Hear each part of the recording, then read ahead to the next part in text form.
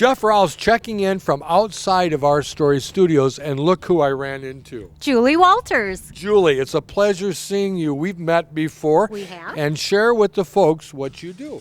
I am administrative assistant for the Martin County Board of Commissioners and the county coordinator. Wonderful. And how long have you been in your position? 14 years. Wow, 14 years. That's great. And working with Scott? I do indeed. You're a tough woman. He's a tough guy. There you go. Awesome. Say, we just got done shooting an episode of Martin County on TV. Would you like to see that right now? I would love to. Let's show the folks. Blake! Hey! It's a pleasure seeing you again. Good to see you. So glad you came back Me to too. join us and see the folks. We really enjoyed last time you were on the show and learned a lot about the Opera House. Thank and in you. fact, there's so much to talk about with the Opera House. We didn't get even close to done. I was just scraping the surface. Exactly. We'll have to hang out more. Absolutely. All right. So tell me, we touched on this a little bit with Civic Summer Theatre and the Children's Theatre and different things.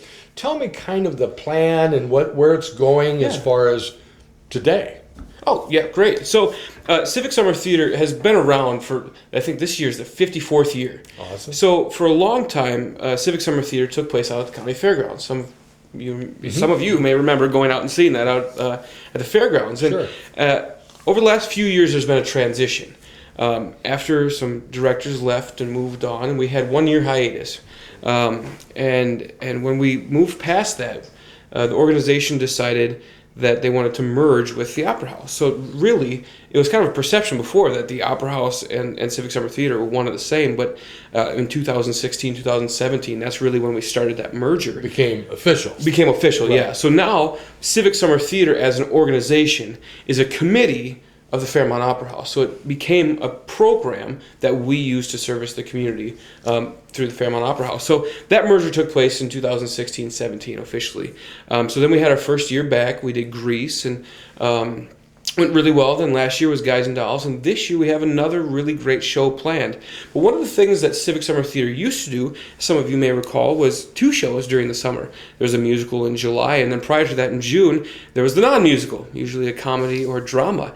And that hasn't been done since we transitioned after 2016-17. It's just time constraints and all that kind of stuff, and we're trying to rebuild and get some good musicals going so we could really build that audience again. But it's exciting because now that Civic Summer Theatre is part of the Opera House, we can add that back in, which we've done this year. So in summer of 2019, we'll have a musical, but in spring of 2020, we'll be doing a non-musical comedy straight show. Really? So we're adding that to that as well, and also we're adding a third show. Which will be December 7th with a partnership with Green Mill. We're doing a murder mystery out at Green Mill. So the goal is that Civic Summer Theatre will have 3 to 4 performances throughout the entire year, not just the summer. But not everything is at the Opera House? That's correct, yeah. Wow. So the one this summer, or during the summer, traditionally, Civic Summer Theatre, that will take place at the Opera House. Sure, of course. So again, this year you'll be able to go to the Opera House and see that Civic Summer Theatre show. And then Civic Summer Theatre will travel to Green Mill on December 7th for a murder mystery. So it'll be a dinner theater, murder mystery, kind of really cool event. Oh, perfect. So it won't happen at the Opera House. It'll be out of Green Mill. And then the one in March, that will be back at the Opera House. So that one will take place on stage, and the rehearsals will be at the Opera House and everything. So it'll be very similar to what happens during the summer, during Civic Summer Theatre. But one of the things that the organization has as a goal, not just Civic Summer Theatre, but also the Opera House, is increasing our brand. And the building, the Opera House building, will always be where it is. But that doesn't mean that you have to come to the building. We want you to be able to be comfortable where you are, so that we can bring Civic Summer Theatre, the Fairmont Opera House, right to the community. So that's why we want to go partner with Green Mill and some different places to make sure that we aren't constrained by the 4 walls of the Opera House. We're still enveloped and ingrained in the community. Well, and just what you're saying, when you're ingrained with the community, so it's more than just the Opera House. Right. It's the Opera House, correct me if I'm wrong, presents. and Right. involves and other organizations. Right. It's a brilliant idea. Yeah. Very Well, good. and partnerships are really important. I mean, that's what's carried Civic Summer Theater for 54 years is partnerships between, well, first the fairgrounds and really the high school and some of the directors and musicians that we got from the high school and different communities, you know, not just Fairmont, but Truman and Grenada and Sherburne and Armstrong. We've had performers from Armstrong, and now Mankato is included in too. There's people coming down from Mankato. So it's not just Fairmont. So we want to make sure that we're accessible to the people who are outside of Fairmont, but also welcoming to the people who are here to say, you don't have to come to the building.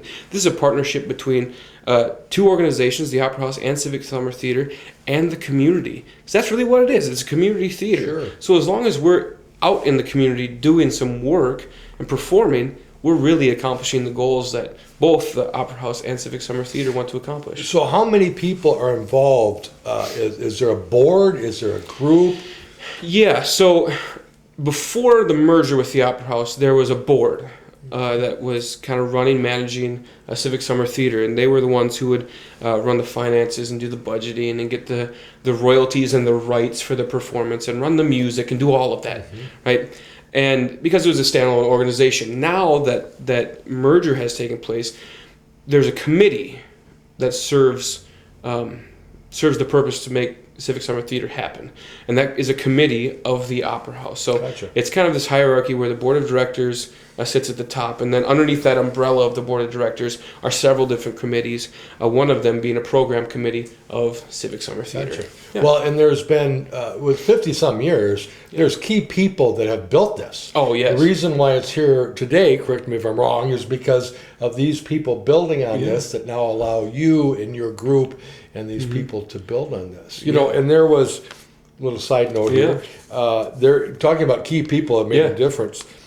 Jerry Neal. Oh my, yes. Was very, very involved with Civic Summer Theater. And there was an interview done by Hometown Focus with him in 2004 Okay. Yeah. by Bonnie Felstad. Now, have you met Bonnie Felstad? Not yet, no. Every time I'm here, you bring up somebody else I need to meet, and I haven't done it yet. So I need to take a homework list home. Bonnie has been very involved with our show over the years. She's awesome. Yeah. And I'll guarantee you, if she's watching this, she will love you, and you'll look forward to meeting her. She might even track me down. Yeah, she will. There we go. She will. Yeah. Anyway, she did this interview in 2004 with Jerry Neal and it's about his involvement with the Civic Summer Theater. So why don't we show the folks that right now? Yeah, this would be exciting. Okay. Well, in the second segment of our program this week, we are paying tribute to a friend and also a former reporter of the Focus on Fairmont program and now the Hometown Focus program, who was involved in the early beginnings of it in 1994 in the Focus on Fairmont program.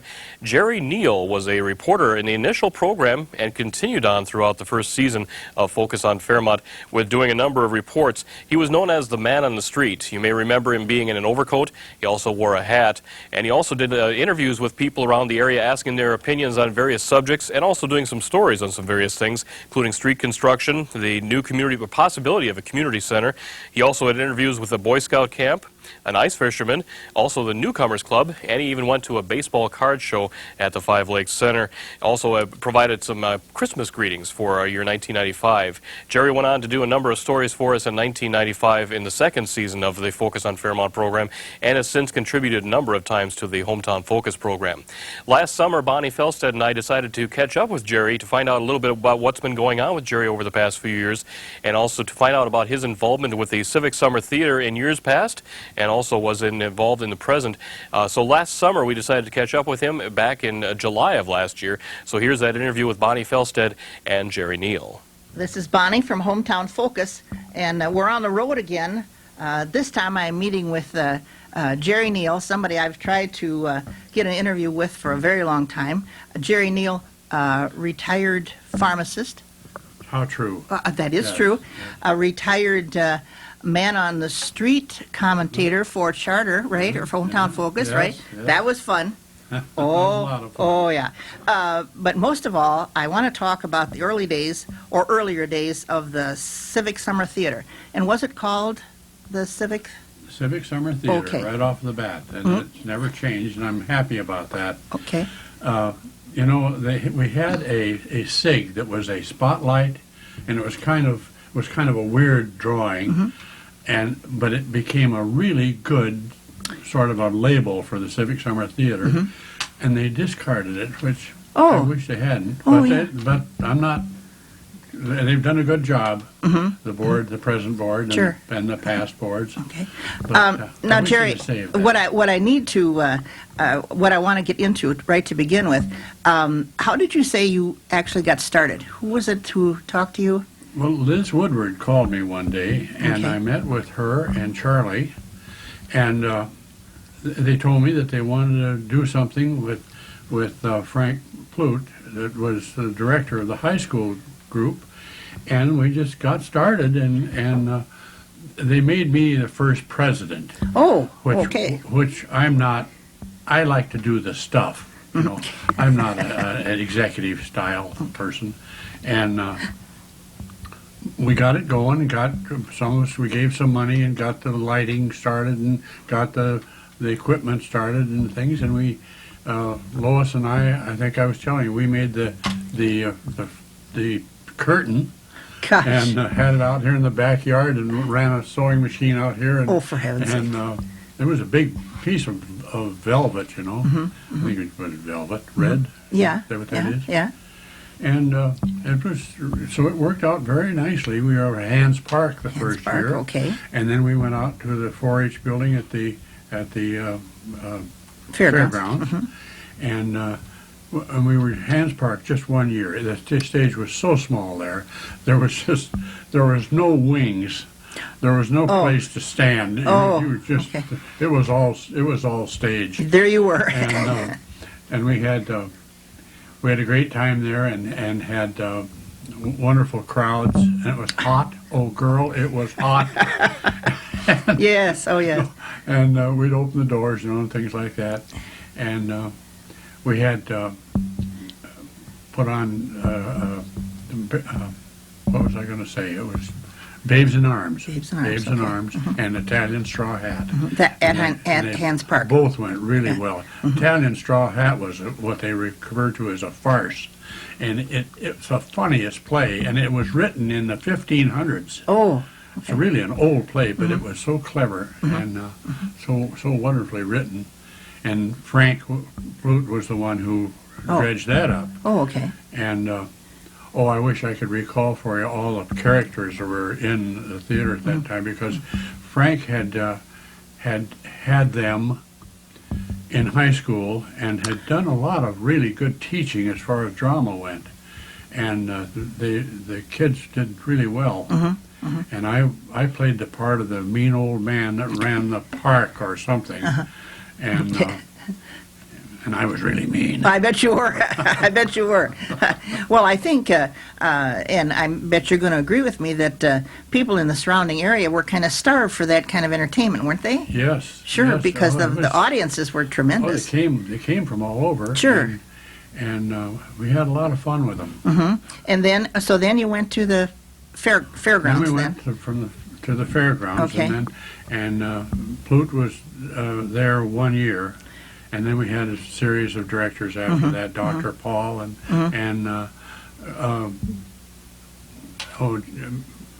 Joe Joe Klein. Yeah, yes, yeah, yeah. Oh, I enjoyed him. yes, he was Yeah. a wonderful director. Yes, yes. and was here several years and did a great job for us.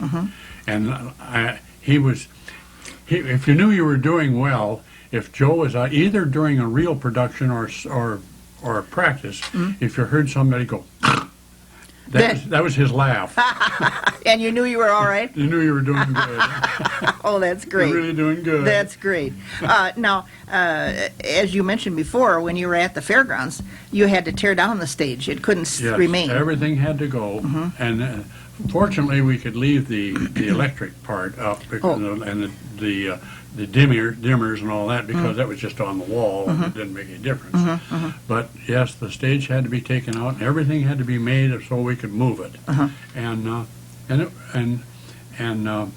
Marlon Gratz was the man of the hour. Let me tell you, he did everything. He designed and helped hammer that stage together, and a bunch of bunch of platforms, 4x8 platforms, I think they were. Okay. And then we could lift them all and take them, stack them up, and I don't know whatever happened to them, because then we went to the Opera House, and they were gone. Yeah. Not a lot of air conditioning and such out at the fairgrounds. Oh, girl. Open the doors and hope for the best. When we did Guys and Dolls, Dr. Paul, who was our director, then brought the costumes down from Mankato, where they had just done Guys and Dolls. Oh, really? And they were wool suits for the guys. Oh. There was but just a few girls in it and a lot of men. And it was so hot. We'd get on the stage and it was just a perspiration would just pour off you, And had the doors open and everything, no wind. You just couldn't breathe in there. It was terrible. And then give us that little to do about you putting. What did you put on your forehead? One time I had perspired so bad the night before. I perspired so hard I almost expired. Huh? But anyway, I put some underarm deodorant on my forehead, and I got on the stage and the darn perspiration started breaking through, and the underarm deodorant came down in my eyes. It's not funny, and I couldn't keep my eyes open, and it was burning, and you had to keep doing your lines, and But what is that? That's showbiz, isn't it? That's showbiz. The show must go on. Yeah. Now Joe, like we said, was here for a few years, and he was really into it, wasn't he? Oh yes. Yeah. Yes. Oh, yeah. He was a wonderful director, and he was very good in what he did. That as far as if everything was going well, he just let you do your thing, and then if something didn't go quite how he wanted it, thought it should be, he had a way of very gently, without being the big boss, Sure. He'd very gently tell you what he sort of thought, maybe a little idea here or there. Yes, yes. And he was very good. Oh yeah. Really liked him. Yes. And through all the years, by golly, Civic Summer Theatre still continues. Oh yes. The boards of directors after our group passed on, and they've just maintained it really well and done a great job. I think so. I think so too. I always get the Civic Summer Theatre mixed up with the Opera House management. Sort of. Okay. Kind of one and the same to me, but they aren't. No, really, no, they're not. No. And but Civic Summer Theatre has. They've got a wonderful board, and they've done some good shows. And right now they're putting on My Fair Lady. Yes. Yes. I don't know when you're going to air this, but I hope it will be during the time that My Fair Lady is running. It's going to be slightly before that, I think, or perhaps coming up really quick. Yeah. And a great play. Marvelous play. Oh yes. Oh yes. If they can find the right people to do it, and they usually do, the director. Cliff Nike, he seems to dredge up people some way. Yes. Or he's got feelers out or something. Yeah. But he really. I think it takes all of that, perhaps, because I could imagine the first casting, if you're doing a play and the first casting call comes up and you have 2 or 3 people there and you need 12. Hello, we start calling somebody, But anyway, it's an exciting time for everybody to look forward to another play. Now, of course, there's air conditioning. Oh my word! Yeah, and that's huge. really And something. The Opera House is such a wonderful place. Yes, it is. To go. Yeah. It's the seating. When I first moved to Minnesota from North Dakota, we lived in Blue Earth, and we used to come over here and go to the movies. And we were both so amazed. That's not the word I want really, but the seating is so comfortable. It's not crowded or anything, and it's just a nice theater. Yes, it is. And I really like it. It's too bad they had that catastrophe with the roof. Yes, It's very expensive and Yep. going to take a long time for it to heal. Yes, yeah, really. I want to thank you very much for letting me come here this morning and talking to you, and to your wife, who is just the nicest person. Well, Lois Yeah. was eager for you to come. Oh, well, I have to tell you, this is, I've been trying to get you for some time, but we've kind of hit obstacles and couldn't make it. But I knew you had stuff to say about the Civic Summer Theater, and who better than somebody who's been there and done that? I just think that's everything. Oh, I had a lot of fun with it. Oh, yeah, and you're talking about Liz and Charlie Woodward, and all that drums up memories to many people who are going to watch this, because they remember them too. So anyway, I want to thank you so much, Jerry. This has been a Thank you for pleasure. coming and Well, having me. it's been a pleasure. And with that, I'll say this is Bonnie from Hometown Focus, and we'll see you next time. He seemed like he was an incredible guy. Oh my goodness, yeah. And a real passion Yeah, for the absolutely. Civic Summer Theater. Yeah. Very cool. And Bonnie did a great job as always. Oh yes, yeah. I've definitely got to meet her now because that was good. Absolutely. So tell us some of the plans involving the Civic Summer Theater in the near future. Yeah, so kind of touched already, talking, we were doing something this summer, plus a murder mystery and something in the spring of 2020. So that's really kind of the big long-term goal, is that we continue to involve people in our community, so that people have an opportunity, regardless of the time of the year. Summer may not work for some people, spring may not work for some people, so we want to make sure that we're accessible to everybody. If you want to perform in something, that at any time of the year you can come and be involved in that, because performing on stage is such an experience for people. And there's a lot of people who either have done it and haven't done it in a long time who want to, or have never done it and always are like, Sure. I wonder if I should do that. Like, this is a great time because it's people from our community. It's Joe from down the street and Larry, your next door neighbor, and Susan that you go to church with. Like, those are the people that you're performing with. So it's everybody you know, and sometimes their kids and their grandkids. So this is a great way to be involved at any point in the year, and that's really the goal. And it starts this summer. I mean, this summer we're doing a show that we're going to need a lot of people for, and everybody knows what it is. I mean, we're going to do Wizard of Oz. Oh, my goodness. So if you don't know what Wizard of Oz is or never heard of it, like, crawl out under your rock and, like, let's come and perform it, because it's amazing. It's a great show. Everybody knows it. The And music talk is fantastic. about a lot of people can be involved Oh, my goodness. at yeah. different levels, correct? Yeah, it's I mean, just like awesome. yeah, you have your 4 or 5 main characters, and then like all of the additional characters. I mean, if we had 100 Munchkins, oh my goodness, what a great problem to have, Absolutely. So it could be huge. I mean, we're really looking for 40 to 50, maybe even 60 people to be involved in this, Sure. and in several capacities. It's not just acting and performing, but we're always looking for people to help with costumes and makeup and hair and set design and painting. And if you want to run a spotlight, like, there's so much stuff to be involved in, and really that's what makes it happen. That's why it's a community theater. It's not just me, it's not just the Opera House, it's not just the committee of Civic Summer Theater. It takes every single person who's involved doing multiple things to make a show successful. And this show is going to be no different. We're in our 3rd year now after that break. Sure. And we want this one to be the biggest, best one we've done yet. We feel that you should never peak. So each year we want to do better and better and better than we did last year. And this show gives us a great opportunity to do that. Better singing, better dancing, better sets, better lighting, better sound, better everything. We want to make sure that we have enough people and the right people involved to make sure that happens. So Wizard of Oz this summer, the murder mystery this December. I mean, that'll be another one that we haven't done. Well, Civic Summer Theater did it a while ago, for only a couple times, and it was really successful. And this is something we wanted to bring back, and it's really kind of a fundraiser to make sure that we can do stuff throughout the rest of the year. So the musical kind of pays for itself, right? We want everybody to come out and see that, and that really helps drive the mission. So if you come out and see the show, if you aren't involved, like, you're helping us next year.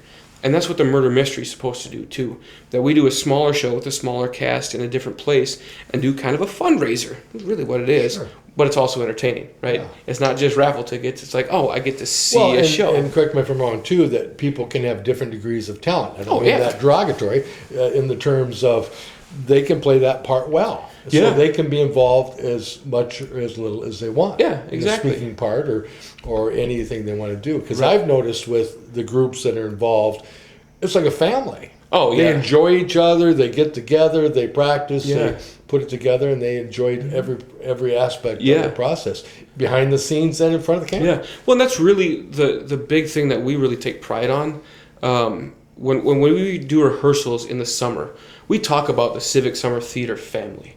And we get together on Saturdays to paint set and design set, and like I'll bring my grill in, we'll grill food and kind of have a potluck, and we know whose family's doing what and going on vacation. We care about the kids that everybody has. Like it just becomes this really tight-knit family group, and it's really cool. But that's what community is, and we're just doing something specific in the community, and that's such a powerful feeling to maybe see people. Maybe for this 2 months to a year that we've done, over the summer, from June and July rehearsals and a show, but they really become important pieces of your life, and a byproduct of that is you put on a good show. Like, it's about the process. It's about getting to know people, getting to know your neighbors, your friends, your family on a different level, and doing something that you can show off to the community. Like, where else can you do that? I was an athlete for years, and that's what you did. I mean, when I played basketball or played football, like those guys on field, that was my family. Absolutely. And I want to do everything for them. And it's the same thing. So if that's something you're looking for, like that's why I got into theater, because I can't be an athlete the rest of my life, but I can perform on stage, and I can get to know people and know them on personal levels and professional levels, and they can be part of a family. Being part of something bigger in a community like that is one of the most powerful things that you can do. And to know that people built this over a period of over 50 years with a rich history that can be expanded on and growth and different things. And speaking of that, we have an interview that was done with by Alice Bachman, telling about the total history of how all this began 50-some years ago up to today, and what was involved in making that happen. I think this would be a good time to show them. Should we take a look at that? Let's look. Let's start by joining Alice Bachman at the Fairmont Opera House. Wow, 30 years of community theater. Martin County is truly blessed. Blessed with talented performers, behind-the-scenes dedicated workers, and people with a vision. How did this all begin? Well, it began in the summer of 1964 when several ambitious college students came home and said, "What shall we do?" One of those people was Libby Laird. I got involved with a group of kids who were basically a year older, who'd had their first year of college, came back for the summer and decided they wanted to do theater. They were all involved in theater and loved it, and so we sat around and figured out how we could come up with a theater group for Fairmont. Picked the name Civic Summer Theatre and chose the RE ending for theater because Terry Hins, who was sort of, I think, the head of the group, decided it sounded much more artsy. So we picked the name Civic Summer Theatre. We didn't put any shows on that first year. We all went back to college, or for me, in the first time I went to college. And our parents sort of picked up the ball and carried it over the winter and figured out how we could have a theater group actually work. And so we put on 2 shows in 1965. The first show was Babes in Arms, and that was a story of young people starting a theater group. And it was real appropriate. It was a fun musical. And we also put on Italian Straw Hat. And that was a sort of a comedy, a farce. And so we had a real successful year, but it was successful because Marlon Gratz and Charlie and Elizabeth Woodward and the Broats and Jerry Neal and all kinds of people took an interest, got involved, and started the thing out and sort of carried on. The kids sort of let it drop, but the adults carried on. Hans Park was the location for that first summer of drama. Due to the creativity of Libby's mother, Elizabeth Woodward, and the generosity of Emma Hand, the Gay Paris nightclub was transformed into Fairmont's first community theater.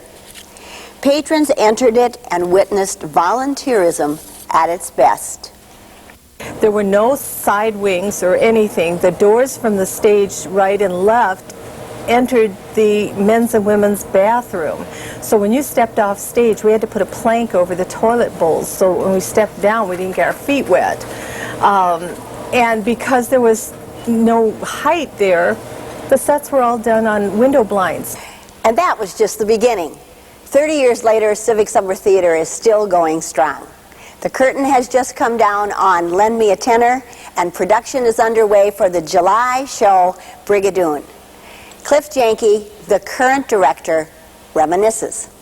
When I think of CST, I think of 3 different eras, and those eras can be exemplified by either the 3 main directors that have been with CST or the physical characteristics of the buildings where CST has performed. The first would be the Joe Klein era, who was the first director at CST, and he was out at the barn where it was hot, it was dusty, there were mosquitoes. And then Jerry Girton was the next long-timer for directors, and when he came, they were still out in the barn, but during his tenure, they moved to the Opera House, where they still had the heat, and they still had the dust because of renovation, but they traded the mosquitoes for the bats. Now, I'm the last long-term director CST has had, and we no longer have bats, we no longer have heat, we no longer have dust because we're in the beautiful air-conditioned Fairmont Opera House. So I guess of the 3, I'm probably the luckiest. The barn to which Cliff referred was the 4-H building at the Martin County Fairgrounds. CST opened its 2nd season there in 1966 and performed over 20 plays in that location over a 12-year span. Used for storage each winter, the barn was cleared every summer by volunteers. A temporary stage constructed, sets built, lights hung, and chairs and bleachers rented. And all of this before the audience arrived to enjoy the show. Guys and Dolls was the first production in the barn. Jerry Neal, Bill Rain, Betty Kurtz and the Hot Box Girls, some of the first CST stars. Then, in 1967, Annabelle Webb and Sherry Harris delighted audiences with Barefoot in the Park. Even attorney Dick Behrens appeared on stage at the barn. Ken Strauss joined Annabelle in the '69 production of The Impossible Years. And Mame showed off the talents of Jean Fournier and Betty Kurtz. And yeah, that's me, the I-lived Gooch in the background. One of my all-time favorite roles.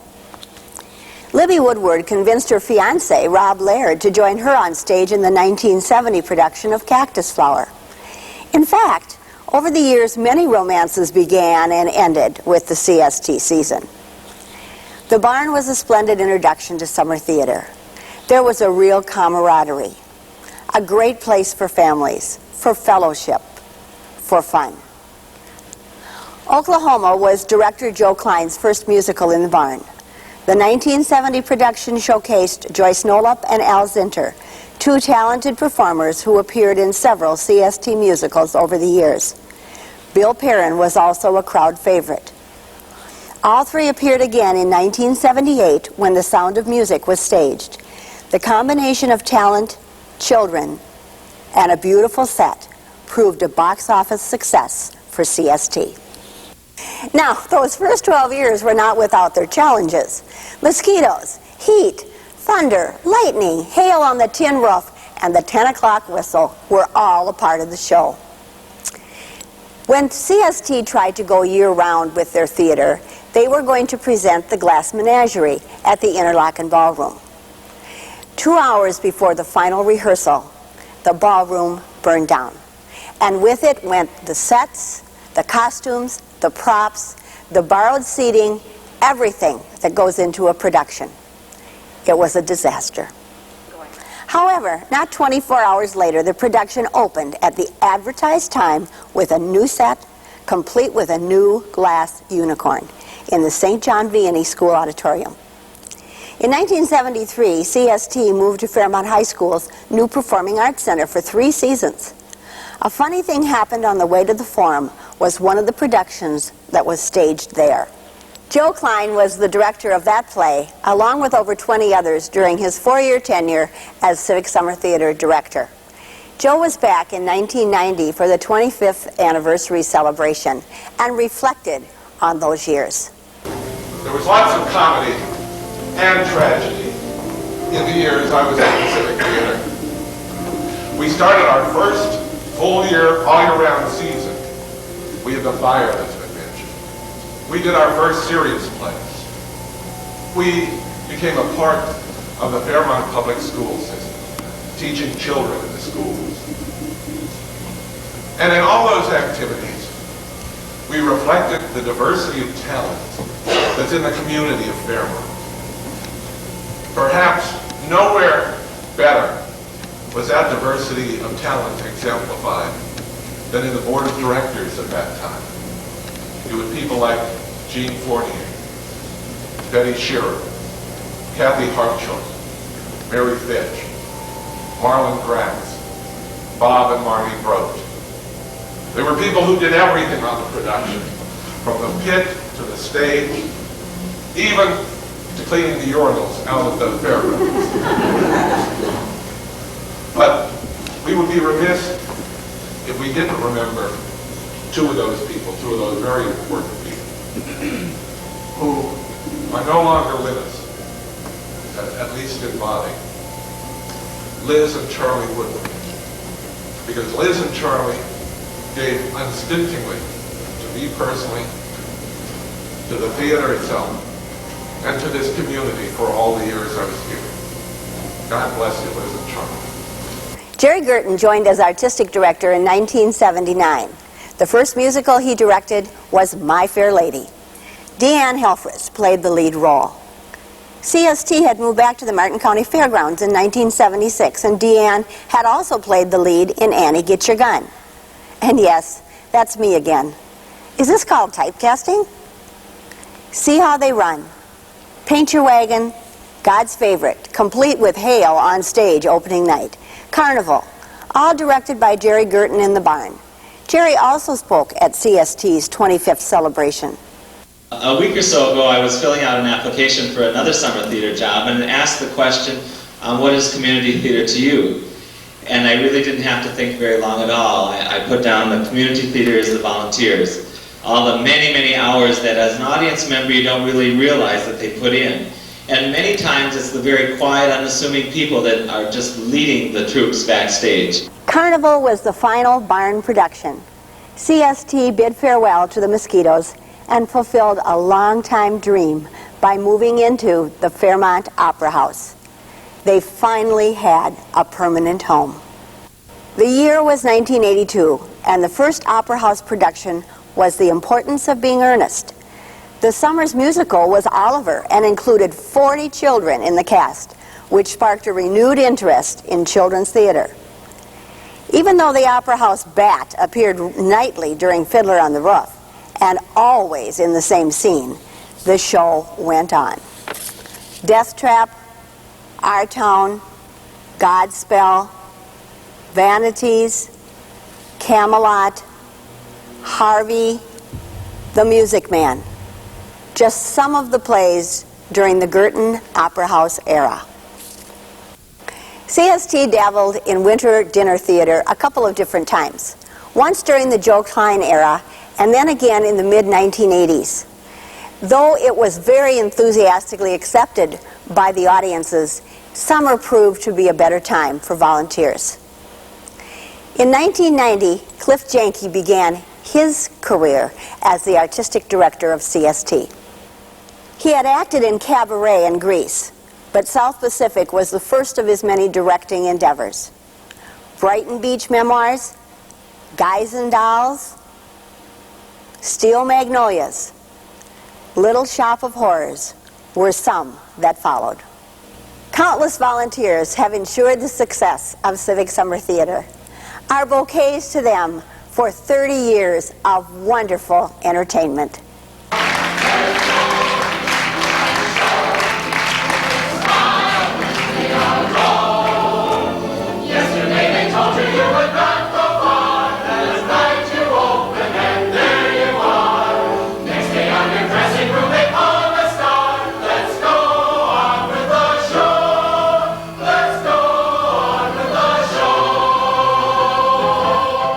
A wonderful report. Oh my goodness, yes. Really shared the history and showed what a family it was in building this. And I even learned some things. I mean, sure. I don't claim to know everything, but I did learn some things from that. So it was very, very well done piece. Well, it became obvious very quickly what the passion people had for this organization. And I think that's very cool. So great job on that. And that was done, by the way, in 1995 on Focus on Fairmont. Okay. So that goes back, like quite a few years. Yeah. Quite a few years with that. So now you were sharing with us before we went to that story about Wizard of Oz. I'm very intrigued by that because it's such a iconic film and play, and everyone knows it, and the casting, and it just sounds like it'd be very exciting. Would you consider, or are you considering a part in this, perhaps? Maybe. Would it be, probably not Dorothy? Well, I mean, I could pull a dress up and look pretty good. I don't have the length of the hair, though. But one character does stand out, and I bet you know which one. No, I'm sure I do. Tell us. Yeah. So, every actor has lots of roles that they want to do, and this is a show that I think it'd be really cool to be the Cowardly Lion. I mean, I'm a big person, so it just kind of fits with that role. I'd have to work on my stuttering, and I'd probably have to grow my hair out. But I think it'd be really fun. You have those kind of roles that you want to do, and this is one of them. I know kind of my bucket list of roles would be like Shrek from Shrek the Musical, the Beast from Beauty and the Beast, Reb Tevye from Fiddler on the Roof, perfect, Phantom from Phantom the Opera. So that's kind of a list of this, and then right there would be the Lion from Wizard of Oz. So we'll see what happens. That'd be really cool. Regardless of that, I am involved as a musical director. So I've done that the last couple of years to help people not just sing better, but make sure that they can speak better and perform better. Because we talked about the process, and that's really what it is. When we're going through the show, it's how do you become better? And when we start rehearsals and get all the way through, we want people to learn during rehearsals so that you have that process to take somewhere else, so that you've learned and you've experienced something so that you can do that at church or at some kids with high school and things like that. And then again, the byproduct is, we happen to have a good show because all of these things happen. So I'm really excited to be music director again this year. And if I got to be the Lion, the Cowardly Lion, that would be, I appreciate that. Now, if you end up doing that part, just before you have to come on the show and show the folks when you have your long hair and your beard all grown up. We'll see. Before the production, before they go see you on stage. Yeah, that'd be a good teaser. I'm going to look, I'll look different, that's for sure. That'd be great. And I find it very interesting, too, with the whole process. People who have not done things like this before, step out of the box, challenge yourself, have fun with it. And it is fun. So they don't need to, correct me if I'm wrong, they don't need to be overly fearful or worried about it. It's just a good time and challenge yourself. Yeah, and bring your kids along too. I know there was, a couple years ago, there was somebody who was involved, and it was the first time she'd ever done a show, and she was in Greece. And she got one of the leading parts, and she's like, this is so much fun. And now her kids are involved in children's theater.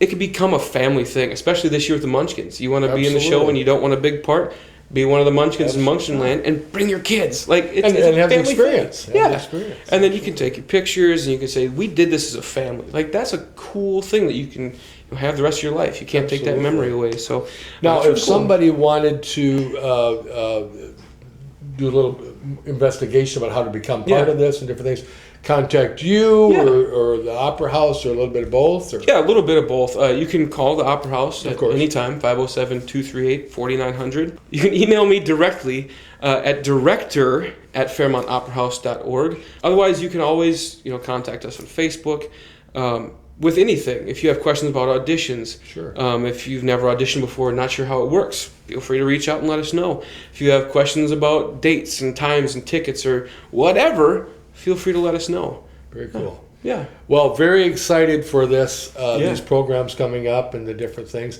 And again, always a pleasure to have you on the show. Yeah, it's great. Come back and see us again. Will do. Excellent. Thanks for having me. Wasn't that a great report? It sure was. Well, we love showing the folks, and I want to thank you for stopping by. This has been great. And we want to thank you, our viewers, for watching. And as we share with you the sponsors that made this show possible, remember, it's not just the past, but the present that tells our story.